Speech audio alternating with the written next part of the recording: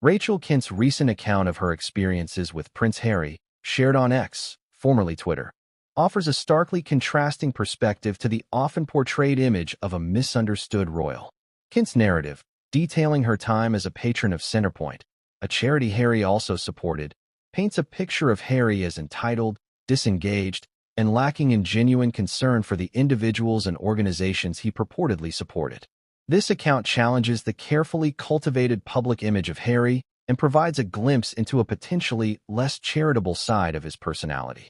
Kent's decision to leave Centerpoint, a significant detail in her account, is directly attributed to Harry's behavior and attitude. She doesn't shy away from characterizing him as a major pain in the backside, suggesting that his actions and demeanor significantly impacted her experience and ultimately led to her departure. This direct and unflattering assessment challenges the often sympathetic portrayal of Harry as a victim of circumstance, presenting instead a picture of someone who actively contributed to a negative working environment.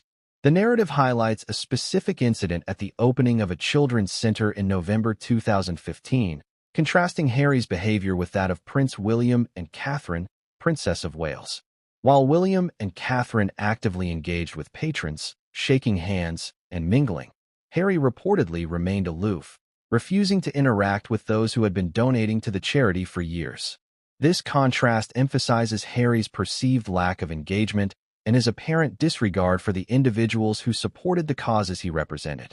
The explanation that his PR team advised him to maintain distance further underscores the strategic and calculated nature of his actions, suggesting a prioritization of image management over genuine interaction.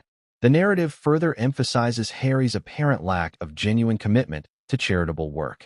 Kent's account details her own active participation in Centerpoint's activities, including playing soccer with children despite being advised against it by British staff. This contrasts sharply with Harry's reported disengagement, highlighting the difference between genuine involvement and a more superficial, performative approach to philanthropy. The fact that Kent was explicitly told not to play soccer with the children because it was Harry's domain reveals a level of entitlement and possessiveness that undermines the spirit of charitable work. Kent's account is presented not as an isolated incident, but as a reflection of a broader pattern of behavior. The narrative suggests that Harry's attitude and demeanor are well known within his inner circle, implying that his behavior is not a secret, but rather a commonly held perception among those closest to him.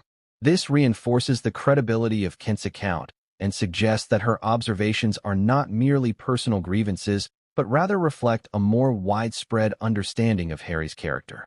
The narrative connects Kent's account to the broader context of Harry and Meghan Markle's public image and their frequent complaints about media manipulation.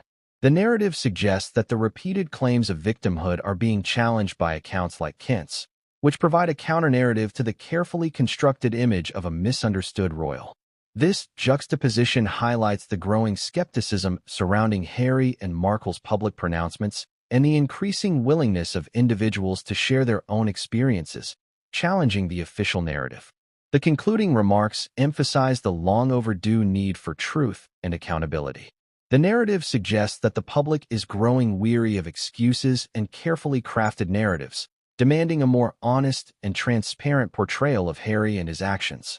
Kent's account, presented as one of many potential revelations, represents a shift in the public discourse, suggesting a growing willingness to challenge the established narrative and demand greater accountability from public figures. The overall tone is one of skepticism and criticism, challenging the previously accepted image of Harry and suggesting that a more accurate and complete picture of his character is finally emerging.